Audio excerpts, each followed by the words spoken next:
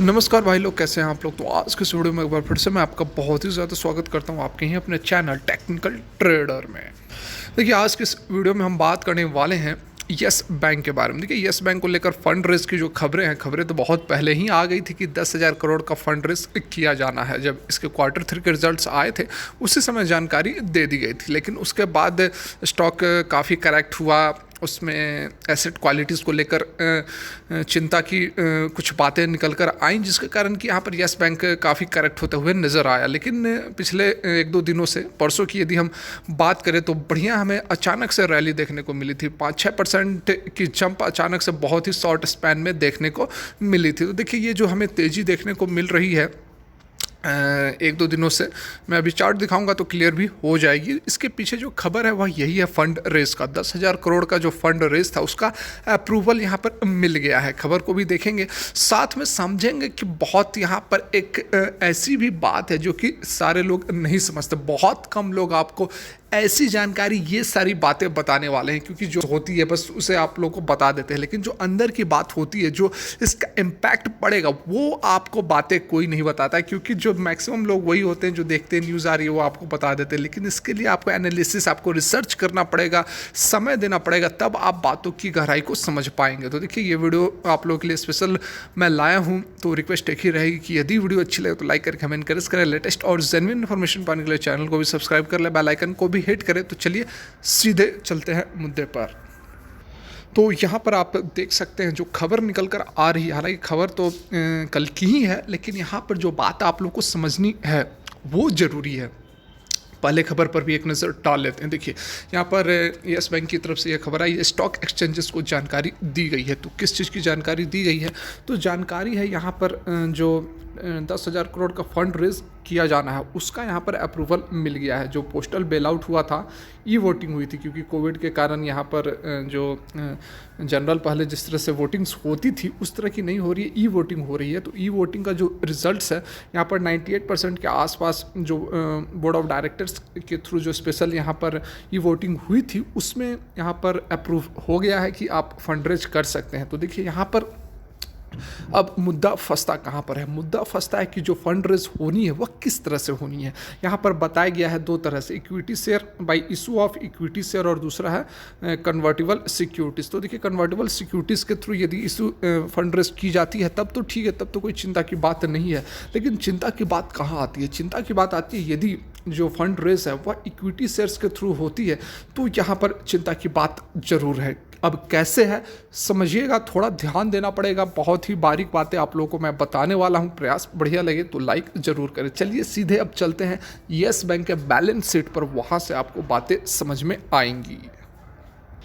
तो देखिए, यहाँ पर हम बैलेंस शीट पर आ गए हैं। बैलेंस शीट थोड़ा कॉम्प्लेक्स होता है, लेकिन बहुत ज़्यादा चिंता की बात नहीं है। मैं आपको सिंपल टर्म में यहाँ पर जो बातें आप लोग को समझनी है वो समझा देता हूँ। यहाँ पर आप देख सकते हैं कि हमारा जो सोर्स है वह है मनी कंट्रोल। मनी कंट्रोल से ये ली गई है, यहाँ पर आप देख सकते हैं, ठीक है।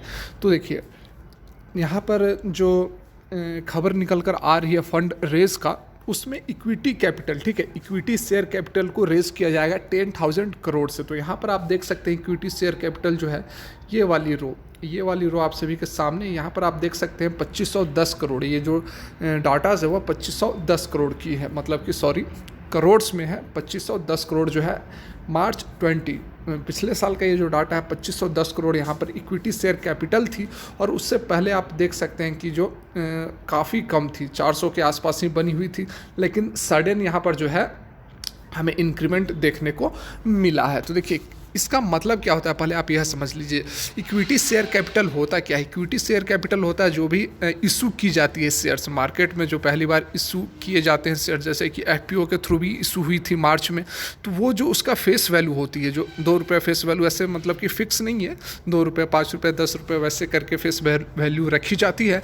तो जो फेस वैल्यू होती है और नंबर ऑफ शेयर जो इशू किए जाते हैं उससे जो मल्टीप्लाई करके जो हमारा सम आता है वो होता है इक्विटी शेयर कैपिटल, और वही यहाँ पर ये दर्शा रहा है।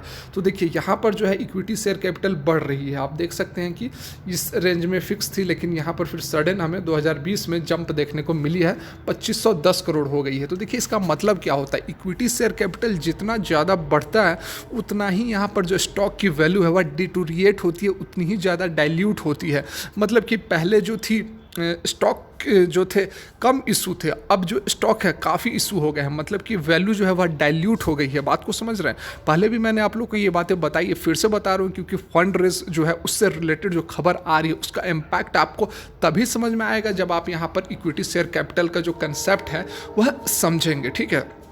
तो देखिए पहले जो कुछ शेयर्स मार्केट में अवेलेबल थे और उसका कुछ स्टॉक वैल्यू था, कुछ प्राइस था, कुछ मार्केट कैपिटलाइजेशन थी, लेकिन अब जो मार्केट में जो फ्री शेयर्स होते हैं वह बढ़ा दिए जाएंगे। अब 10,000 करोड़ का फंड रेज किया जाना है तो फेस वैल्यू 2 रुपये रखे जाएंगे, तो उस अनुसार वहाँ पर नंबर ऑफ शेयर्स भी इशू किए जाएंगे। तो जितना अधिक शेयर मार्केट में उतारा जाएगा उतनी ही जो वैल्यू है, एक शेयर की जो वैल्यू है वह डाइल्यूट होती जाएगी, वह कम होती जाएगी। तो इसका जो डायरेक्ट इम्पैक्ट है वह शेयर होल्डर्स पर पड़ेगा। तो अब ऐसा क्यों किया जा रहा है, तो देखिए यहाँ पर ऐसा इसलिए किया जा रहा है, इससे पहले भी आपने देखा होगा कि एफपीओ में भी 15,000 करोड़ के आसपास की फंड रेज की गई थी, तो उसका इम्पैक्ट आपको सडन देखने को मिला था कि जो स्टॉक की वैल्यू थी वह हाफ हो गई थी। तो हाफ इसीलिए हुई थी क्योंकि नए जो शेयर मार्केट में आए तो वैल्यू जो थी एक शेयर की डाइल्यूट हो गई थी 50% से, तो 50% से डाइल्यूट हुई तो उसके कारण उसकी जो स्टॉक की वैल्यू थी वह भी 50% से कम हो गई थी।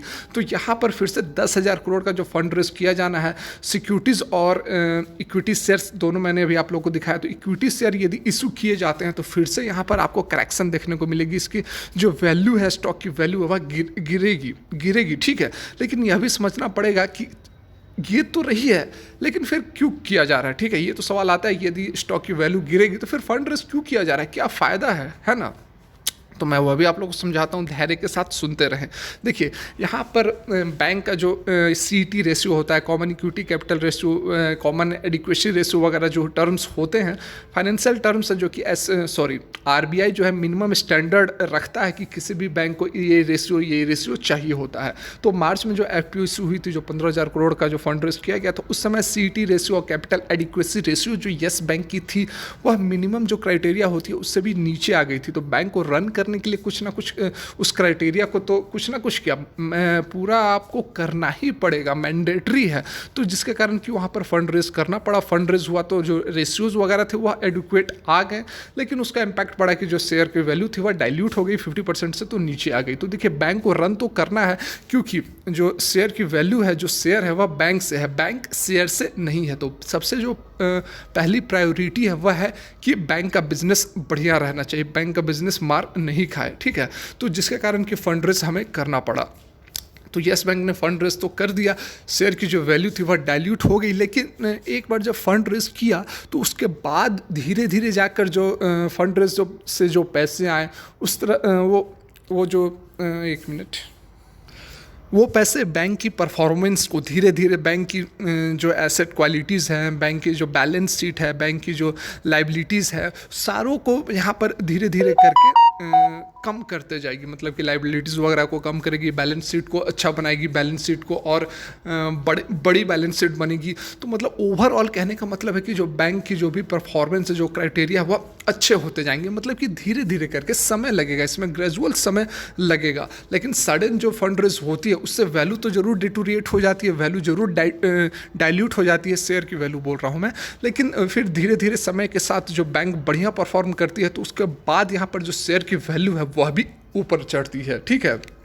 जो शेयर की वैल्यू होती है, जो शेयर का प्राइस होता है, वह बैंक के परफॉर्मेंस या फिर कंपनी के परफॉर्मेंस से चलती है, कंपनी शेयर के वैल्यू से नहीं चलती है। ये चीज़ आप बहुत ध्यान से समझ ले। इसीलिए यहाँ पर फिर से फंड रेज किए जा रहे हैं कि आगे कोई भी समस्या आती है, किसी तरह निपटने के लिए पर्याप्त बैंक के पास कैपिटल रहे, तो जिसके कारण कि फिर से यहाँ पर फंड रेज किए जा रहे हैं। तो देखिए फंड रेज का सडन इम्पैक्ट तो थोड़ा निगेटिव जरूर देखने को मिलेगा, लेकिन आने वाले समय में जिस तरह से बैंक का परफॉर्मेंस सुधरेगा, फिर से जो स्टॉक में तेजी हमें देखने को मिलेगी। तो राय मेरी यही रहेगी आप लोगों को कि बिल्कुल भी पैनिक ना करें, बस इन्वेस्ट करके छोड़ दे। देखिए रिलायंस इंडस्ट्रीज़ में भी आज ज़बरदस्त तेज़ी थी, मैं आप लोग को स्क्रीनशॉट शेयर भी कर दूंगा, उसमें भी ज़बरदस्त आज हमने मुनाफा कमाया। हमने लगभग 1900 लेवल पर ही रिलायंस में इन्वेस्ट किया हुआ है और मैं हमेशा बोलता हूं कि ऐसा स्टॉक है जो कि आपको ज़रूर लेकर रखना चाहिए, ठीक है। तो देखिए आज की वीडियो तो यहीं तक। वीडियो अच्छी लगी तो लाइक ज़रूर करें, चैनल को सब्सक्राइब करें, बेल आइकन को भी हिट करें। वीडियो देखने के लिए बहुत बहुत धन्यवाद। भगवान करे आपका दिन मंगलमय हो।